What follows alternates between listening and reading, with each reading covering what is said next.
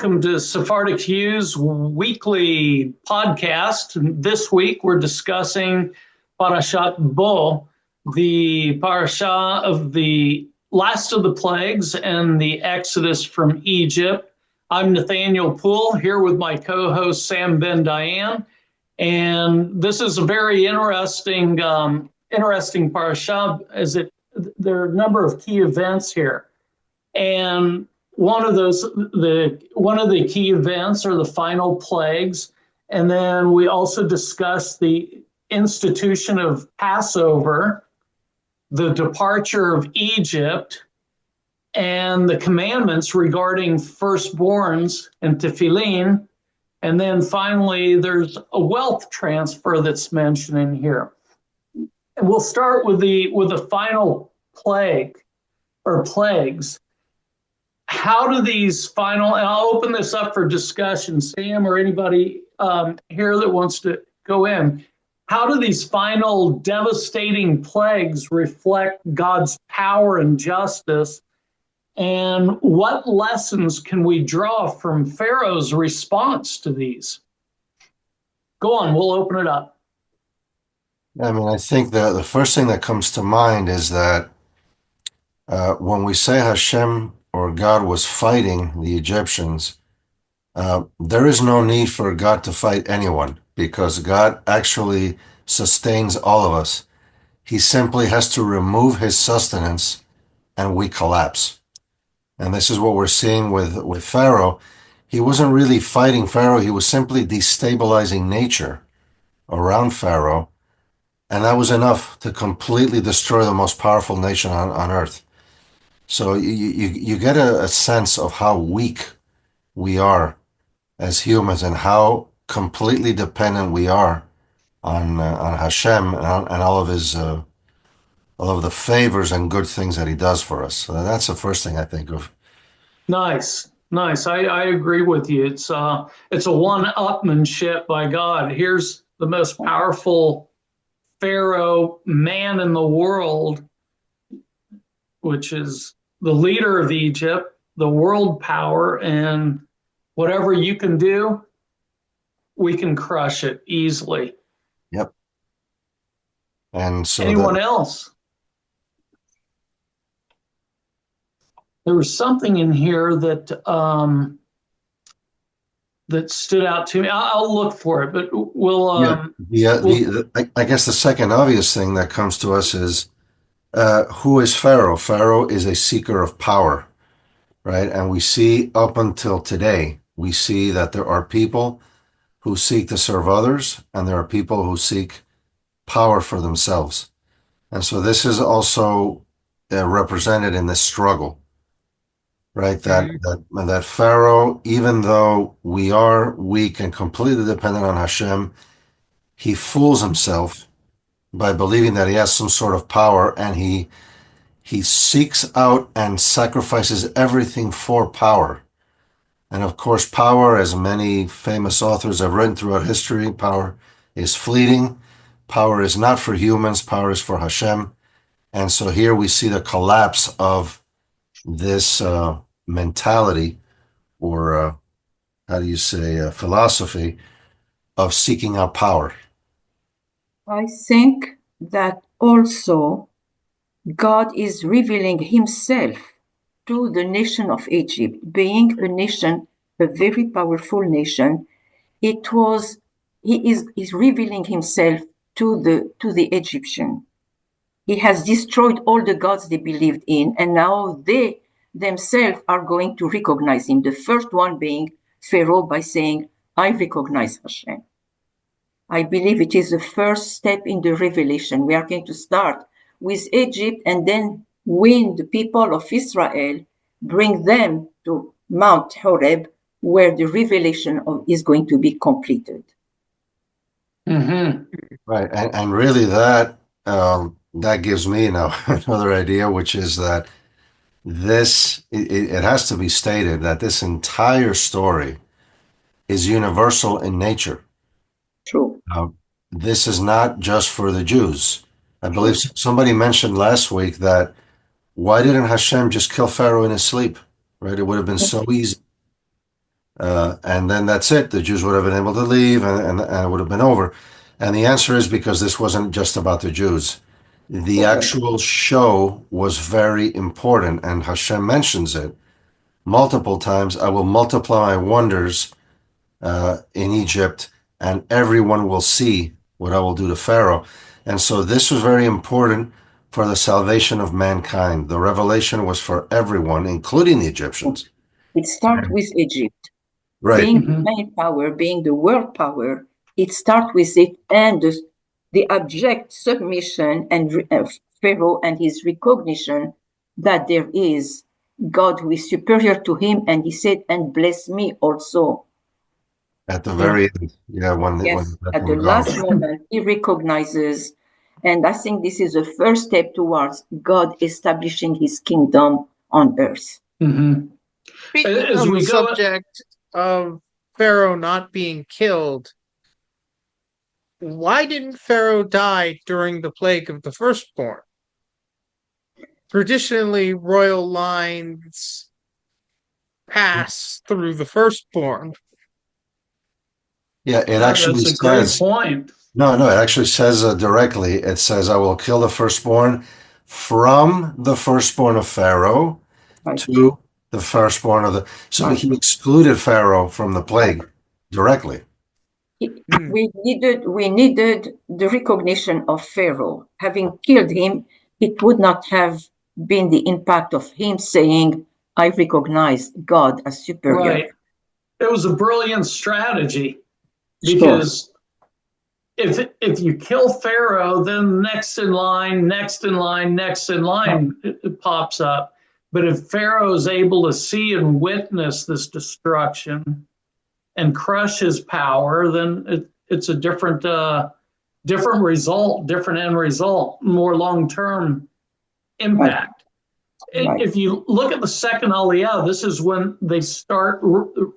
God restarts the plagues again, and in the second Aliyah, he sends locusts.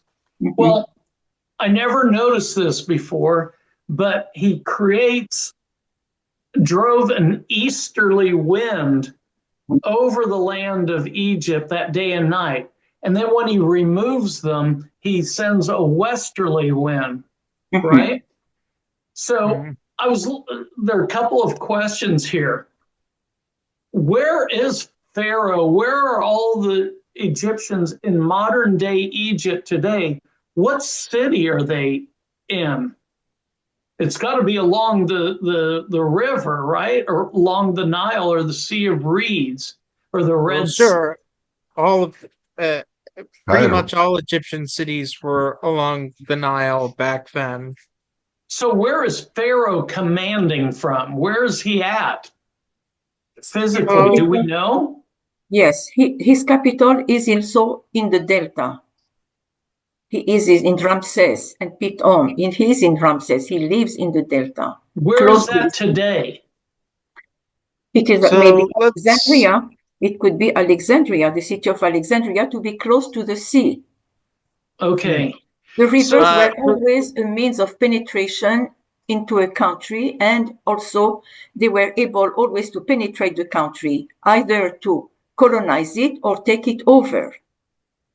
Presenting an alternative, this pharaoh is identified as in the first parasha of Exodus, this pharaoh is identified as the pharaoh who built the city of Ramses or commanded the Israelites to build the city of Ramses. That was Ramses II. He relocated the capital to Ramses. Mm-hmm.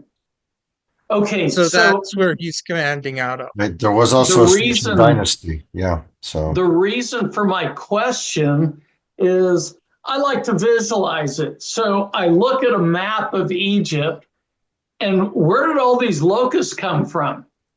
From the east, I would think maybe desert area. From Saudi Arabia. From Saudi Arabia. They come always from the desert. In Morocco, they will come from the Sahara. Okay, I was wondering desert-wise where they would have come from, but it's Saudi. So over the Nile. They cross the Red Sea and they come. You see, Okay. they come from the east. In From the- Morocco, we will have the locust invasion, and it always came from the Sahara. So this came probably from the Nafud? It came from Saudi Arabia, across the Red Sea, because it is the east wind bringing them. Okay. So on this map that I'm about to send you, the cities of Tanis and Everus are the cities of Tanis and Avaris are near Ramses. Mhm. Yeah. Okay. Give it's, me a second and I'll pop it up. I'll share it. I hope we can share it here. You can't find it on a modern day map because it was basically abandoned after the death of Ramses II. Can you see the map? No. No, Oh, you no. can't. Okay. Let me see if I can do it another way. Yes, And I can. the There we capital go. was moved to Tanis near Ramses. There we go. Mhm. So north of Cairo, north of Bubastis, near Tanis and Avaris, that's where Ramses was. Mhm. Right, And here's the Sinai right. Desert. Mhm. I Okay. wonder, I This wonder, is so cool to see it like this. I can visualize it so much better. I wonder where Goshen was in relation to this. It is a So delta. It is Sammy in the just asked delta. that too. Wasn't that area called Goshen? Yeah, It may have been. It may have been because you see the greenery shows that it was pasture land. yeah. Yeah, so they couldn't have been too far from the delta because everything else is infertile. And Goshen was apparently also near Avaris. Okay. Very neat. So that is why they could have crossed very easily, gone from the delta, following the coast all the way to the land of Canaan. It was the shortest route, about 11 days. well, let's go to the next plague, the darkness. Mhm. How can it be so dark you can't see each other? According to Edward Malher, who was an astronomer and an Orientalist, he said he has pinpointed that on the 13th of March, 1335 BC, there was a solar eclipse. It was not total because the land of Goshen was spared, but he has pinpointed the solar eclipse. It took place in the year 1335 BC. You know, For I 3 days, though? sorry? For 3 days? No, that is correct because it is really there is a rabbi who has shown that they have caught the word for 3 days wrong. It is for 3 days they did not see each other. There was fear because now the mighty God Ra was obscured. So they Right. were terrified. Now they have suffered the 9 plagues, and this is now they are terrified. They don't know what else has happened. The Right. supreme God of sun is no longer here, has been vanquished. So they stay in their homes. You are right. The solar eclipse lasted only 1 day. Now Ra is also he was the greatest god in the Egyptian pantheon.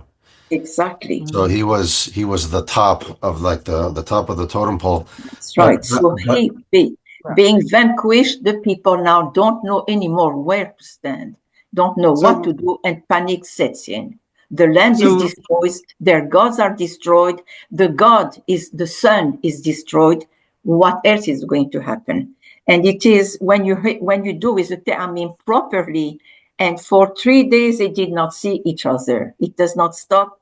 There was eclipse for 3 days. I always thought that this was more to do like a desert sandstorm, which can also No. block out the sun completely. The And locusts do that. In Morocco, when we had the locusts coming, it was really obscuring the sky. We had that also.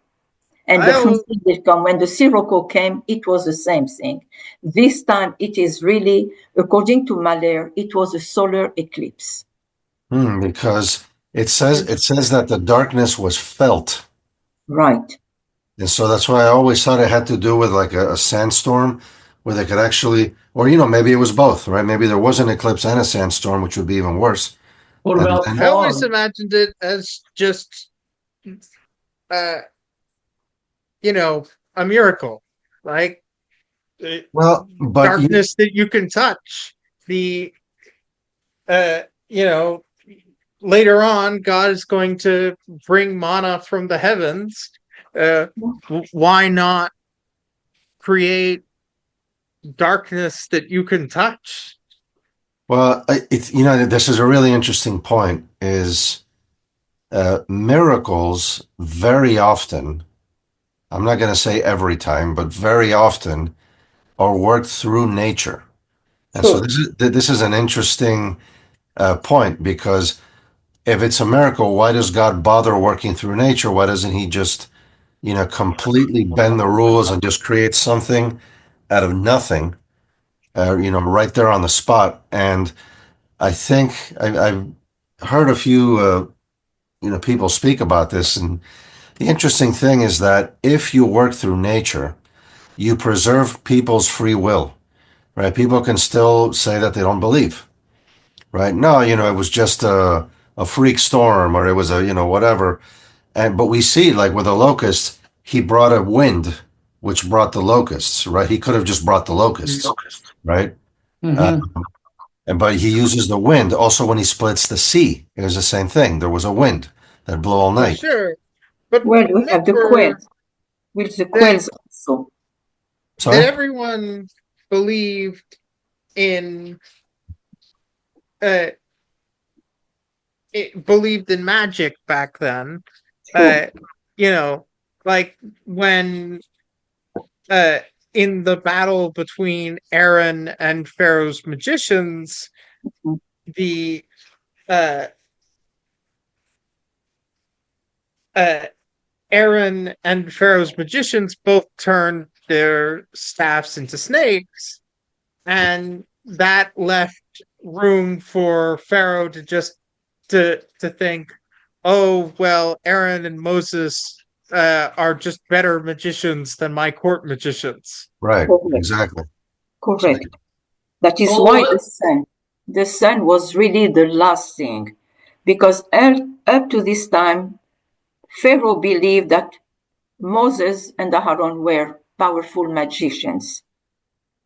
This time, it is something beyond the control of Moshe and Aaron, and it is really it's a back and forth battle, a true. battle of wills. So now Pharaoh says no, and Moses, we find ourselves in the fourth Aliyah.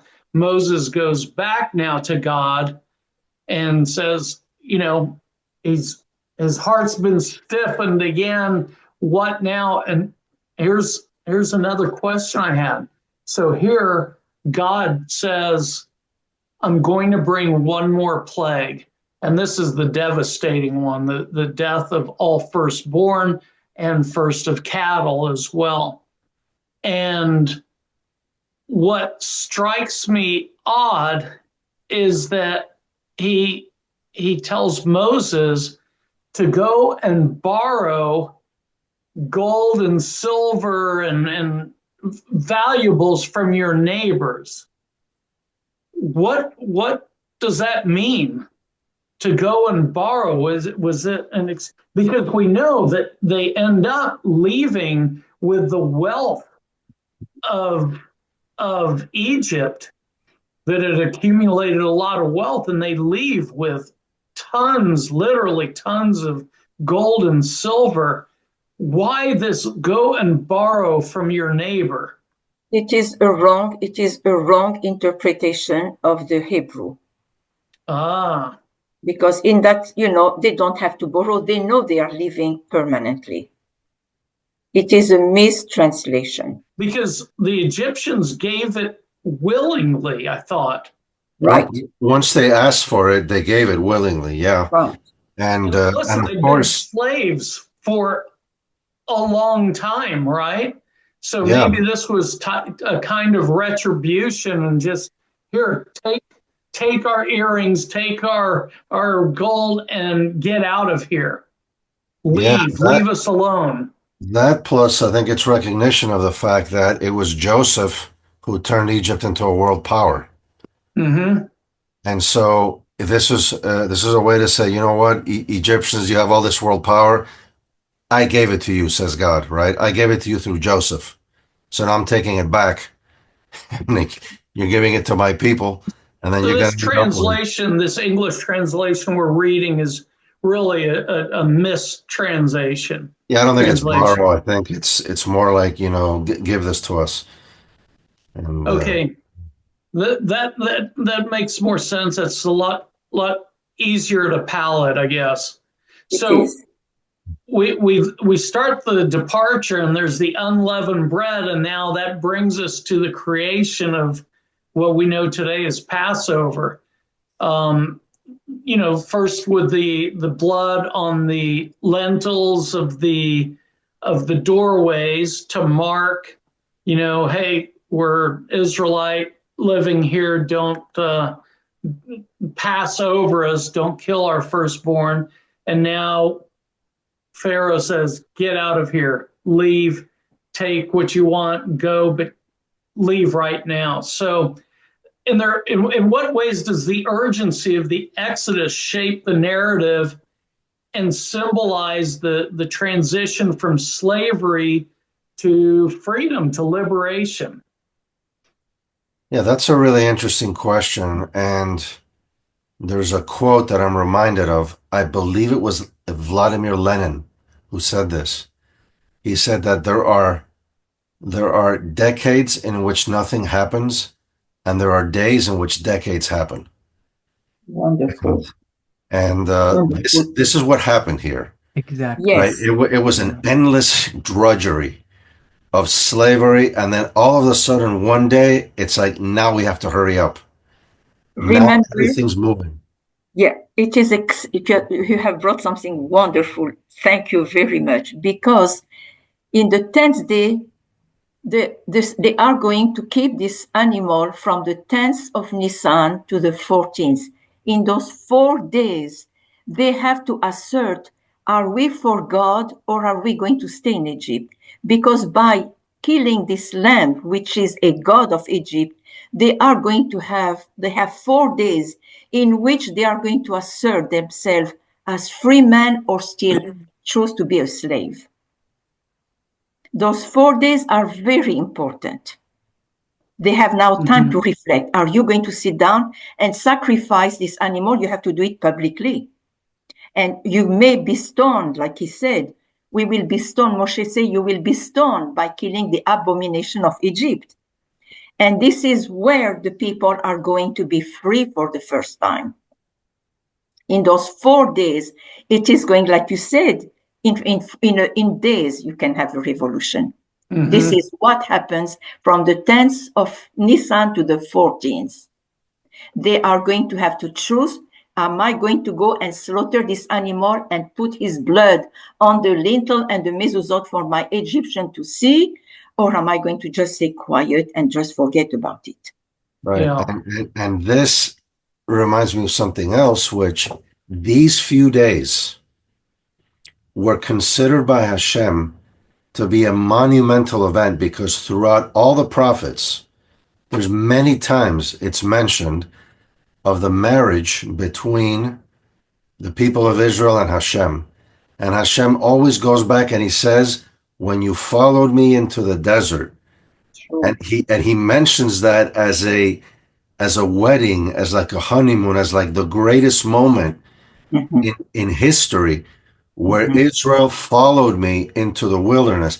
And so this was a nothing less than possibly one of the greatest events in all of history, was these couple of days where Right. the people of Israel made that decision and followed Hashem into the desert. Right. Now, about the mixed multitude, did they copy what the Israelites were doing, or were their firstborn also killed? They may have been killed because God says, even the captive in the dungeon, I will kill their firstborn. Mm-hmm. Yeah, and it says that the mixed multitude went out of Egypt, but it doesn't say that they went into the houses on the night of the Passover. No. What I was asking was, did some of them copy what the Israelites were doing? Copy, as in you mean the blood? Yeah. The, No, oh, no. I suppose that they just, in the panic of the moment, there were maybe the prisoners, maybe there were slaves, other slaves, maybe Egyptians themselves who decided to leave. We have seen that when the Jewish came from Russia, you had also many people pretended to be Jews, said they were Jews in order to leave Russia. right. Mm-hmm. That's right. That's very interesting. There, there was That's also a a good, mixed multitude. that's a great point. Yeah, there was a Hindsight's mixed multitude. 2020. But I want to bring something up as we've got to wrap up our talk today. Sammy underscored something Sam had said, and I think it's resounding as it relates to today. And you know, we always talk about how the parsha of the week relates to the here and now. Whatever week you're in, the parsha, which was millennia ago, written, is still relevant to the modern day.